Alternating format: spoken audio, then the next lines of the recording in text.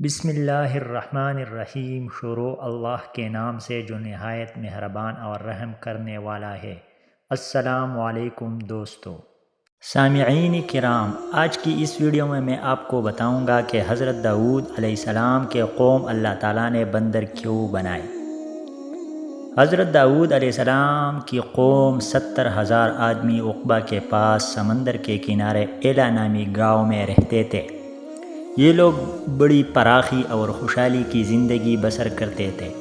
اللہ تعالیٰ نے ان لوگوں کو اس طرح امتحان لیا کہ ہفتہ کے دن مچھلی کا شکار ان لوگوں پر حرام فرما دیا اور ہفتے کے باقی دنوں میں شکار حلال فرما دیا۔ اسی طرح اللہ تعالیٰ نے ان لوگوں کو آزمائش میں ڈال دیا تھا کہ ہفتے کے دن بے شمار مچھلیاں آتی تھی اور دوسرے دنوں میں نہیں آتی تھی۔ تو شیطان نے ان لوگوں کو یہ ترکیب بتا دیا کہ سمندر سے کچھ نالیاں نکال کر خشکی میں چند حوض بنا لو۔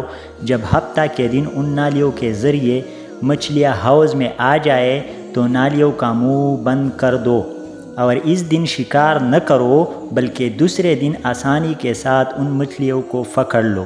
ان لوگوں کو یہ شیطانی ہیلا بازی پسند آ گئی اور ان لوگوں نے یہ نہیں سوچا کہ جب مچھلیاں نالوں اور حوضوں میں مقید ہو گئے تو یہی ان کا شکار ہو گیا، تو ہفتہ کے دن ہی شکار کرنا پڑ گیا جو ان کے لیے حرام تھا۔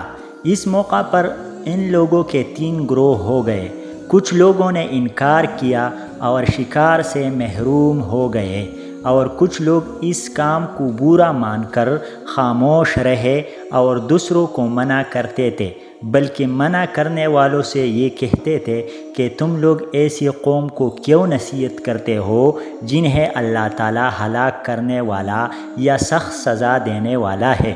اور کچھ لوگ وہ سرکش جنہوں نے شیطان کی ترکیب کو مان کر اللہ تعالیٰ کے حکم کی مخالفت کی اور ہفتے کے دن شکار کر لیا اور ان مچھلیوں کو کھایا اور بیچا۔ جب نافرمانوں نے منع کرنے کے باوجود شکار کر لیا تو منع کرنے والے جماعت نے کہا کہ اب ہم ان سرکشوں سے کوئی میل ملاپ نہ رکھیں گے۔ ان لوگوں نے گاؤں کو تقسیم کر کے درمیان میں ایک دیوار بنا لی اور آمد و رفت کا ایک الگ دروازہ بھی بنا لیا۔ حضرت داؤد علیہ السلام غضبناک ہو کر شکار کرنے والوں پر لعنت فرما دی۔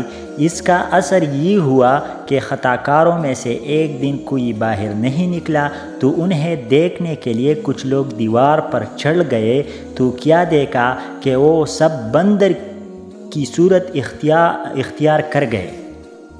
اب لوگ ان مجرموں کا دروازہ کھول کر اندر داخل ہوئے تو وہ بندر اپنے رشتہ داروں کو پہچانتے تھے اور زاروں قطار روتے تھے، مگر لوگ ان بندر بن جانے کو نہیں جانتے تھے۔ یہ سب 3 دن تک زندہ رہے اور اس درمیان کچھ بھی کافی نہ سکے، بلکہ یوں ہی بھوکے پیاسے سب کے سب ہلاک ہو گئے۔ شکار سے منع کرنے والے لوگ ہلاکت سے سلامت رہے اور دل سے برا جان کر خاموش رہنے والوں کو بھی اللہ تعالیٰ نے ہلاکت سے بچا لیا۔